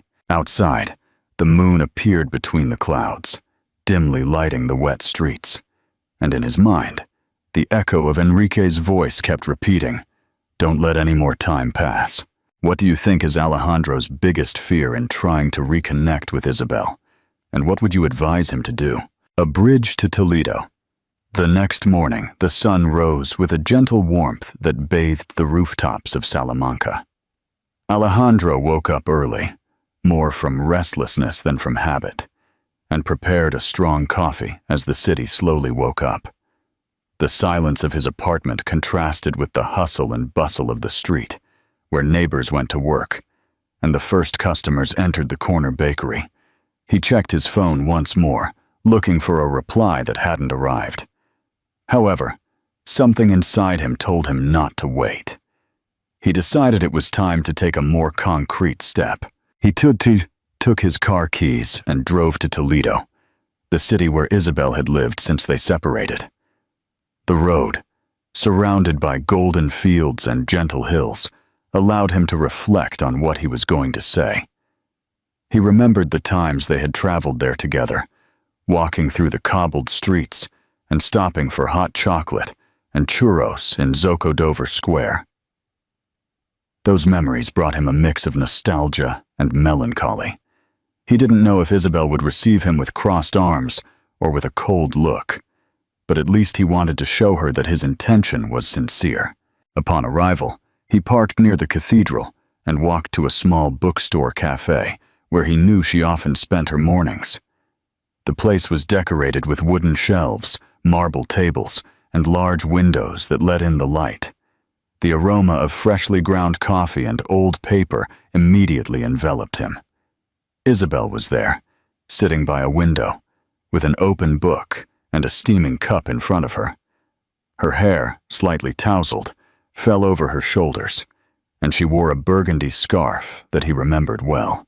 Alejandro approached slowly, fearing that a sudden movement would break the moment. When she looked up, the surprise on her face was evident. She didn't smile, but she didn't ignore him either. With a slight gesture, she indicated the chair in front of her. He sat down, trying to hide his nervousness. The conversation began with short, almost formal phrases, questions about her health, work, the weather. Neither of them mentioned the past immediately, as if the weight of the years demanded a detour before entering delicate territory. It was Isabel who broke the circle. She asked why he had shown up without warning. Alejandro responded with honesty, confessing that he had been thinking about all that was left unresolved between them, and that he felt the need to talk, even if he didn't know exactly where to begin. She listened in silence, her eyes fixed on her cup. Then she told him that wounds don't disappear with just words, that time helps, but it doesn't erase. Her words were firm, but there was no resentment in her tone. Alejandro took advantage of that opening to talk about his mistakes, about the pride that had marked the last years of their relationship, and how, since their separation, he had understood what truly mattered. He wasn't trying to justify himself, but to acknowledge that he had failed. Isabel watched him with a mix of attention and skepticism. Finally, She told him that she had learned to live without expecting anything from him, and that she wasn't sure she wanted to stir up everything she had already rebuilt. The conversation was interrupted when a small child ran into the cafe, chased by his mother. The child tripped and was about to fall, but Alejandro got up and held him by the arm. The gesture was automatic, but as he sat down again, he noticed that Isabel was looking at him in a different way. She didn't say anything, but her eyes seemed to recognize a side of him that she thought was forgotten. They decided to go for a walk through the historic quarter. The narrow, steep streets were full of tourists, but they walked without a hurry, talking at times and falling silent at others. They passed by the San Martin Bridge, from which you could see the Tagus River gleaming in the sun. There, Isabel told him that she had been working on a community project to restore an old house and turn it into a cultural center. Alejandro was genuinely interested. He asked questions, and for the first time in a long time, the conversation flowed without tension. When they stopped in front of a viewpoint, he asked her if she would be willing to give him a chance, not as a couple right away, but as two people who share a past and who might be able to build something new. Isabel didn't reply immediately. She looked out at the horizon, took a deep breath, and said that she couldn't promise anything, but that she agreed to see him from time to time. It was a small concession, but Alejandro felt it was an intimate victory. Before saying goodbye, they went into a pastry shop where they bought marzipan to take with them. She insisted on paying, and he didn't argue. He walked with her to her doorway. There, the moment of farewell was brief. A handshake that lasted a second longer than usual, and a look that said more than words could. Alejandro walked away with his heart racing, knowing that the door wasn't completely closed. During the drive back to Madrid, he felt that something had changed. It wasn't an immediate reconciliation, but it was a first step. He remembered Enrique's words and how that afternoon in the bookstore had marked the beginning of this search.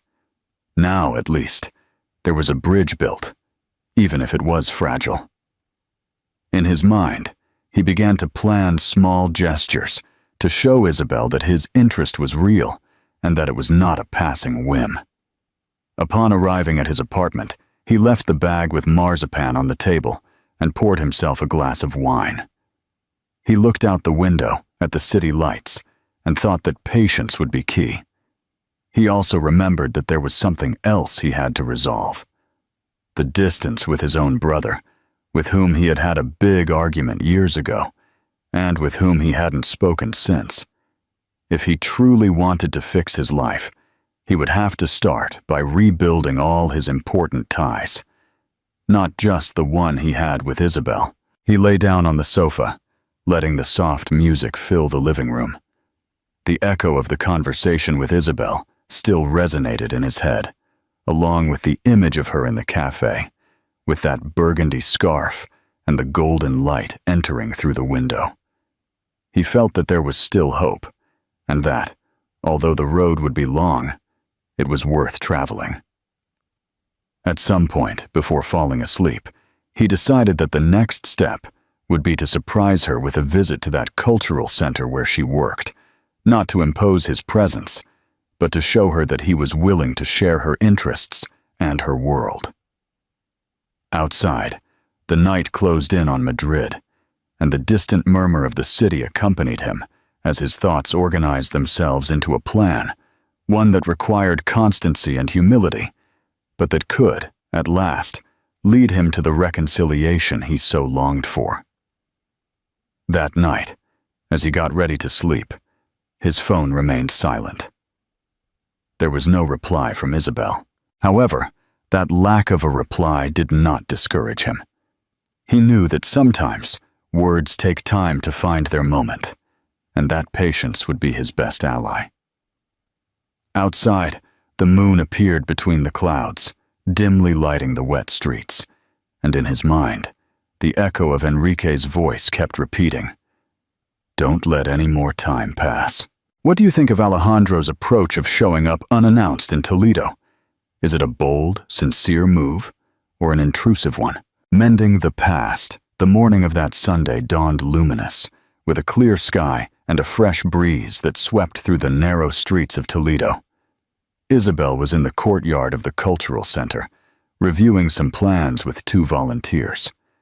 The scent of jasmine and the murmur of the fountain's water created a peaceful atmosphere. However, inside, she was restless. Since her meeting with Alejandro days earlier, old emotions were mixing with a steely caution. She didn't want to allow a sudden illusion to disrupt the balance she had worked so hard to build. Alejandro, for his part, had gotten up early to prepare a surprise visit. In the car, he carried several boxes of materials he had obtained through a contact in Madrid, donated books, paints, brushes, and tools for restoring furniture. During the trip to Toledo, he mentally rehearsed what he was going to say. He didn't seek to impress with grand gestures, but to show genuine interest in the projects that were important to her. He arrived at the cultural center shortly before noon. The building, an old manor house of stone and wood, retained its original facade, although the interior was in full renovation. As he entered through the gate, he was greeted by the echo of voices and the metallic sound of tools. Isabel, seeing him, frowned slightly, surprised but not showing displeasure. She asked him what he was doing there. Alejandro smiled shyly and pointed to the boxes in his hands. He explained that they were donations for the center, that he had thought they might be useful for the cultural activities and workshops they organized. Isabel hesitated for an instant, but agreed to let him leave them in the storage room. While guiding him through the building, she told him about the restoration process. She showed him the library, where empty shelves waited to be filled with books, and the main hall, where scaffolding hung to repair the frescoed ceiling. Alejandro listened carefully, asking sincere questions about every detail. He wasn't trying to impose his opinion. He just wanted to understand and learn. At one point, one of the volunteers asked him for help moving a heavy piece of furniture. Alejandro, without hesitation, rolled up his shirt sleeves and helped. The gesture did not go unnoticed by Isabel, who was watching him from the corner of her eye. In the past, he would have considered that a waste of time, delegating any manual labor. Now, he seemed to enjoy it. After placing the furniture, he wiped the sweat from his forehead and smiled. And in that instant, Isabel felt a spark of something she thought was gone. They decided to take the break and went out to the courtyard. They sat on a stone bench with glasses of fresh horchata that one of the collaborators had brought them. Alejandro took the opportunity to talk about a memory from his childhood, how his grandmother used to organize family gatherings, where everyone helped prepare food and fix up the house. He confessed that he had forgotten that sense of community, and that, seeing Isabel work with her team, he had recovered it. Isabel listened with an attentive expression, but without committing with words. The calm was broken when one of the volunteers came in a hurry, saying there was a problem with a beam in the main hall. Alejandro and Isabel went together. The ceiling showed a crack that hadn't been there the last time they checked. Alejandro, remembering some notions of architecture he had learned in his work, proposed shoring up the area provisionally to prevent a collapse. With the help of others, he improvised a support and secured the structure. The tension dissipated when they confirmed that the immediate risk was under control. This practical action strengthened his position with the others. One of the volunteers commented that Alejandro seemed to know the trade, and he replied that he was only willing to learn and help. Isabel didn't say it out loud, but inside, she recognized that Alejandro's attitude was far from the distant and self-centered man she had known in the last years of their marriage.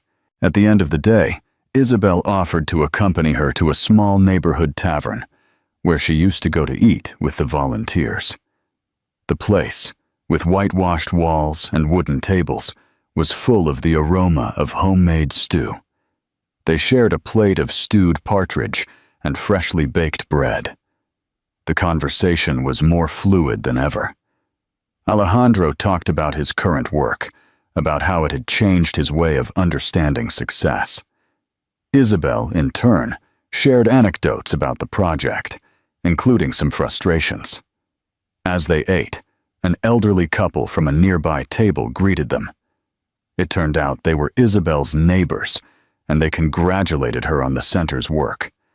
As they said goodbye, they commented that they were happy to see Isabel accompanied. That comment left both of them in a brief silence, broken by a shy smile. When they left the tavern, the sun was beginning to set, tinging the stone facades with gold. Alejandro accompanied her back to the cultural center to pick up her car. At the entrance, they stopped for a moment. Alejandro thanked her for letting him participate in the day's work. Isabel, after a pause, told him that she had appreciated his help, although she still didn't know how far she wanted to allow him to get involved. Alejandro accepted that answer without pushing. Before getting into his car, Isabel handed him a folder with information about the center's upcoming activities. She told him that, if he really wanted to help, he could start by attending one of the open community meetings. It was an invitation, although disguised as a task. Alejandro took it as a positive sign. On the way back to Madrid, he drove with the feeling that little by little, the walls that separated them were cracking. It wasn't a fast path, but it was a steady one. In his mind, he reviewed the images of that day. Isabel smiling faintly while they moved the furniture, the freshness of the horchata in the courtyard, the unspoken trust in the moment of securing the beam. Everything was part of a new chapter that was just beginning to be written. That night, upon arriving home, he left the keys on the table and turned on a warm lamp. He poured himself a glass of wine and opened the folder Isabel had given him. As he read the dates and activities, he thought that this time he would not let pride or distraction keep him from what really mattered. Outside, the city breathed calmly, and inside Alejandro, something like hope was beginning to take firm root. What do you think is the significance of Isabel's small gestures, like letting Alejandro help or giving him the folder? And what do they reveal about her feelings? A family reborn. The Sunday morning dawned covered by a soft light, filtered by the low clouds that seemed to envelop Toledo in a gray veil. Isabel was in her kitchen preparing coffee and toast when the doorbell rang unexpectedly. Opening the door, she found Alejandro with an expression of nervousness and determination. In his hands, he carried a thick folder and a paper bag with something that gave off a warm aroma. Without waiting for an invitation, though with a respectful tone, he told her they needed to talk, and that he had brought freshly made churros from the churreria in the square. Isabel hesitated for an instant, but ended up stepping aside to let him in. In the dining room, he placed the bag on the table and served the coffee, which was already ready. The scene had a strange naturalness, as if the past and present had met at a midpoint. Alejandro opened the folder and began to show her documents, budgets, and proposals for the final restoration of the cultural center's library. He had spoken with local architects and sought private grants. Isabel watched him as he explained every detail. It wasn't just the content that caught her attention, but the calm and sincere tone with which he did it. During the conversation, Alejandro mentioned that he had recovered old letters from his grandfather, which spoke of the value of caring for what unites people. He said that had made him reflect on his mistakes and on what he truly wanted to build. Isabel, although touched by his words, maintained a certain emotional distance. She had learned to protect herself and didn't want promises to remain just words. At that moment, Isabel's landline phone rang. It was Carmen, one of the center's volunteers, who, with an agitated voice, announced that an incident had occurred. Apparently, a heavy rain during the night had caused leaks in a room where they stored old documents. Isabel got up immediately, and without thinking, Alejandro offered to accompany her. They went out into the street and walked quickly to the center, dodging puddles and greeting neighbors who were opening their shop shutters. When they arrived, they found 3 volunteers trying to move file boxes to keep them from getting wetter. Alejandro rolled up his shirt sleeves and began to help, carrying heavy items and coordinating the work. Isabel noticed that his presence was not an obstacle, but a real help. As they protected the documents with plastic sheets, the rain beat hard against the windows, and the smell of damp paper filled the room. It was a job of almost 2 hours, which ended with everyone soaked, but satisfied to have saved most of the material. After the effort, Isabel suggested they go to the corner cafe, a small place with marble tables and walls decorated with old photographs of Toledo. There, between the aroma of freshly ground coffee and the murmur of other conversations, Alejandro spoke about something more personal. He confessed that he had been afraid to face his own son, fearing rejection for the years of his absence. He said he was looking for a way to get closer without invading his life. Isabel listened in silence, knowing that this was an important step. She recommended that he start with small gestures, without expecting immediate results. The conversation turned to shared memories. They laughed as they recalled anecdotes from past trips, and in the middle of that laughter, there was a moment of stillness in which their eyes met in a different way. It was a complicity that had been buried, but still had roots. Isabel, however, forced herself to remember that trust is earned with time and actions, not with a single morning of effort. Returning to the cultural center to supervise that everything was in order, they found a group of children participating in a painting workshop. One of them approached Alejandro and showed him a drawing of the main square, proud of his work. Alejandro knelt to congratulate him and asked if he would like to paint together one day. Isabel, observing that scene, felt a lump in her throat. In the Alejandro of that moment, there was something genuinely paternal that she didn't remember seeing before. At the end of the afternoon, as the sky began to clear, Isabel and Alejandro walked together along the bank of the Tagus River. The water reflected the golden tones of the setting sun, and the damp air smelled of fresh earth. They walked in silence for several minutes, until Alejandro thanked her for allowing him to be present on such a significant day. Isabel, in a calm voice, told him that it wasn't a matter of allowing or not, but of letting his actions speak for him. Before saying goodbye in front of Isabel's doorway, Alejandro handed her a small notebook. Inside, he had noted dates for upcoming cultural events and a handwritten note. "I want to be here when you need me." Isabel didn't reply immediately. She put the notebook in her coat pocket and looked at him with a mix of caution and recognition. Then, with a brief nod, she said goodbye and closed the door softly. Alejandro stood for a moment in front of the house, feeling that every step he took to repair the past was also a step toward a future he didn't know if he would get, but was determined to seek.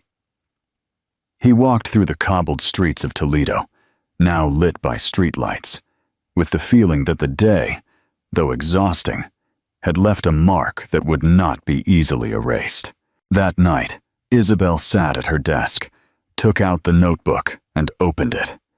She reread the note, her fingers tracing the handwriting, and then closed it with a long sigh. Outside, the city slept, but inside her, a question remained awake. Was it possible that someone who had hurt her so much could, with time and constancy, become part of her life again? The morning in Toledo dawned with a clear sky and a fresh air that announced the beginning of spring. The city was preparing for the Corpus Christi festivities, and the streets were beginning to be decorated with flowers, colorful awnings, and carpets of dyed sawdust. Isabel, from her house window, watched the movement in the square. That day, She had decided to accompany her son, Javier, to a photography exhibition at the cultural center. She knew Alejandro would be there, as he was one of the event's sponsors, but she hadn't wanted to mention it so as not to influence her son's mood. When they arrived, the hall was full of visitors, and the murmur of conversations mingled with the soft music from a string quartet. The walls were covered with black and white images that portrayed everyday scenes of life in Castilla-La Mancha. Javier, with his camera around his neck, stopped to look attentively at each photograph, asking the author technical questions. Isabel watched him with pride, admiring his curiosity and sensitivity. At one point, Alejandro approached from the side, greeting them with a polite smile. He addressed Javier first, asking him what he thought of the exhibition. The young man replied cautiously, but without hostility, commenting that he liked the images that showed rural life. Alejandro took the opportunity to tell him that one of the most striking photos had been taken on the estate where he had grown up. Javier listened in silence, and although he didn't smile, he didn't move away either. Isabel perceived a small, barely perceptible, but important step forward. As they walked through the room, Carmen, the center's volunteer, joined them, commenting that a small tasting of typical products had been set up in the back patio. They all went out together, finding tables covered with white tablecloths and trays of manchego cheese, Iberian ham, and glasses of local red wine. Alejandro poured a glass for Isabel and another for Javier, who accepted it with a brief gesture. The midday sun fell on the patio, illuminating their faces and creating a warm and festive atmosphere. It was in that environment that an old man, Don Ramon, a neighbor and friend of the family, approached to say hello. In a loud voice, he asked Alejandro if he had already talked to his son about those pending matters. The silence that followed was awkward. Javier frowned, looking at his mother, who in turn was looking at Alejandro, waiting for a response. Alejandro, somewhat uncomfortable, explained that Don Ramon was referring to the story of the library and the broken promises from years ago. Javier, in a serious tone, replied that promises are worth little if they are not kept. The tension could be cut with a knife. To break the moment, Isabel suggested that everyone return to the main hall, where a charity auction of photographs would begin to finance cultural activities. Javier, still serious, agreed to accompany them. During the auction, Alejandro surprised everyone by bidding generously for a photograph that showed the view of Toledo at sunset. When the auctioneer's hammer struck, he turned to Javier and handed him the work, saying he wanted him to have it as a symbol of new beginnings. The young man took the painting with a confused expression, not knowing whether to thank him or question the gesture. Leaving the event, Alejandro proposed taking them both to lunch at a nearby restaurant with views of the Tagus River. Isabel hesitated, but Javier accepted, perhaps out of curiosity. On the restaurant's terrace, while the waiter brought plates of manchegan migas and cod with garlic and olive oil, the conversation became more personal. Alejandro spoke of his mistakes with frankness, without excuses, and confessed that for years he had been led by pride and ambition, forgetting the essentials. He said that his priority now was to rebuild bridges, even if he didn't know how long it would take, or if it would be entirely possible. Javier, looking at the river from the terrace, asked what guarantee he had that he wouldn't disappear again. Alejandro took his time before replying that there were no absolute guarantees, only facts and consistency. Isabel watched them both, feeling that the conversation was a crucial, albeit fragile, step. The waiter served a typical dessert, toccinillo de cielo, and the atmosphere softened slightly. There was even a moment when Javier made an ironic comment, and Alejandro smiled without being offended. After lunch, they walked together along the promenade that bordered the river, where the shadows of the trees created a mosaic of light on the ground. Alejandro told an anecdote from his childhood, when he had fallen into the river while trying to catch a fish, and how his own father had rescued him. It was a simple story, but it suggested that he too had known the value of family protection. Javier said nothing, but Isabel noticed that he was listening intently. When they returned to the square, the decorations for the festival were almost finished. The flags waved in the wind, and the scent of fresh flowers filled the air. Alejandro said goodbye with a handshake and a brief kiss on the cheek for Isabel. He thanked them for the shared time and promised to stop by the library the next day to help with the preparations for a children's event. Javier, although he didn't give his explicit approval, didn't reject the proposal either.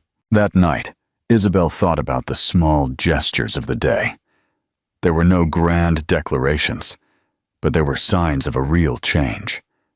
Inside, she knew that the road was still long and full of uncertainties. But for the first time in a long time, she felt that perhaps there was a possibility that the wound was beginning to heal. Outside, the city lights came on, and the murmur of neighbors preparing for the festival filled the air with a sense of community and hope. The morning in Toledo began with a warm sun that illuminated the ancient facades and made the cobblestones of the streets shine. The air was filled with the aroma of freshly baked bread coming from the bakeries and a constant murmur of preparation, as a special meeting was to be held in the Plaza Mayor that afternoon to close the festivities. Isabel woke up early, more serene than in recent months. She felt that that day would mark a before and after. She had prepared a small speech to read at the end of the meeting, in which she would thank the community for its support and her family for the steps taken towards reconciliation. In Javier's house, the atmosphere was also different. There was no longer that dense silence that had accompanied him for years. Carmen ate toast with jam while her father reviewed notes in a notebook. Alejandro had spent the night there for the first time since everything began, sleeping in the guest room. It wasn't planned, but the result of a long conversation the night before, in which, between memories and confessions, they had lost track of time. That morning, Alejandro offered to make coffee for everyone, and although the gesture was simple, for Javier, it had the weight of a renewed commitment. In mid-morning, the three of them headed toward the square.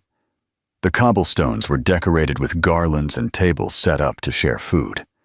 Neighbors arrived with tortillas, empanadas, cured cheeses, and bottles of local wine. Don Ramon, as a good host, supervised that everything was in order. Seeing them arrive together, he smiled and commented that this was how he had always wanted to see them, united. During the first hour, the atmosphere was festive. Children ran around with balloons, groups of friends toasted with glasses of cider, and in a corner, a guitar played accompanied by clapping. Isabel took the opportunity to talk to Marta, the woman who had found Alejandro's mother's letter. She thanked her again for the gesture and confessed that the letter had been a catalyst for opening a dialogue that had seemed impossible. Marta replied that sometimes the past is not a chain, but a key, if one knows how to look at it differently. When the time came, Isabel went up to the small, improvised stage to give her speech. She spoke of the importance of community, of how wounds could heal if there was a will, and that family was not always united by blood, but by acts and mutual care. Her words were met with sincere applause. Then Javier was given the floor, who, in a slightly nervous but firm voice, said that he had learned that forgiving was not forgetting, but deciding to move forward without carrying bitterness. Finally, Alejandro took the microphone. There was an expectant silence. He admitted his mistakes. He spoke of the absences that should never have happened, and promised that, from now on, his priority would be to take care of his own. When he finished, the three of them hugged before the emotional gaze of those present. The music returned to fill the square. Some began to dance sevillanas. Others approached to try the dishes arranged on the tables. Alejandro took it upon himself to serve wine to the older neighbors, while Javier helped set up some chairs for a group of elderly women who wanted to sit in the shade. Isabel, meanwhile, chatted with a group of young people who wanted to organize more cultural activities. An air of renewed community was breathed. As evening fell, the sky was tinged with orange and pink tones. Streetlights were lit, softly illuminating the square. A group of musicians began to play popular songs that invited a sing-along. Alejandro and Javier, without planning it, found themselves next to each other watching the sunset. There was a moment of silence between them, broken only by Javier, who said that maybe it was time to stop counting the bad days and start building good ones. Alejandro nodded and replied that although he couldn't change the past, he could decide every step of the future. Before the celebration concluded, Don Ramon asked for a final toast. They raised their glasses, and he, in a clear voice, said that there is no family without stumbles, but there is also no family without attempts to get up together. The toast was followed by a general applause. Carmen, with her broad smile, hugged her father and her uncle at the same time, joining their hands as if she never wanted them to separate again. When the lights began to go out and the neighbors gradually left, Isabel, Alejandro, and Javier walked together down the cobblestone street toward home. They passed in front of the illuminated cathedral, whose walls seemed to hold centuries of stories of loss and reunion. Isabel felt that, in some way, they were now part of that silent tradition of second chances. Upon arriving home, Alejandro stopped for a moment before entering. He looked at his son and his niece and said he wanted to stay that night too, to help prepare breakfast together the next day. Javier, without hesitation, said that the door was open. There were no grand gestures or solemn promises, but in that instant, everyone knew that the real change was not in the words spoken in the square, but in those everyday moments that were beginning to be shared again. That night, while the last echoes of the party died down in the streets, a warm light remained on in that house in Toledo, a symbol of a home that, after so long, was once again beating in unison. And although they knew that there would still be challenges, they all knew that the important thing was to walk together, because the true strength of a family is not measured in what is never broken, but in what is rebuilt again and again. The gentle breeze of Toledo seemed to carry away the last echoes of laughter and music as the streets returned to their usual calm. The warm lights that remained on in some windows recalled that beyond the festivities, what was important had happened inside their hearts. After so many wounds and silences, those steps taken together in the square had sealed a new commitment, not based on grand promises, but on the daily will to care for and listen to each other. It was as if, after a long winter, spring had returned not only to the city, but also to a home that had been in shadows for too long. Deep down, the lesson that remained was simple and eternal. True love is not just feeling, it is repairing. And family is not measured by the absence of conflicts, but by the strength to rebuild what once seemed broken. Just like a lamp lit by the window on a dark night, a sincere gesture of reconciliation can guide the way back, even for those who thought there was no turning back. Today, as each person returns to their routines, there is a certainty that second chances are not found. They are built with patience and humility. Perhaps it is worth it for each of us to look around and recognize those small acts of affection that sustain us, because they are the ones that, without making a sound, keep the invisible fabric that defines us together. If this story has touched a chord in your memory or your present, share it with those you love, so we don't forget that it is always possible to mend a bridge, because, in the end, life is more like a square than a wall, a place where we can all meet again if we have the courage to approach. What do you think is the most important lesson Alejandro learned from this journey? What would you do differently if you were in his situation?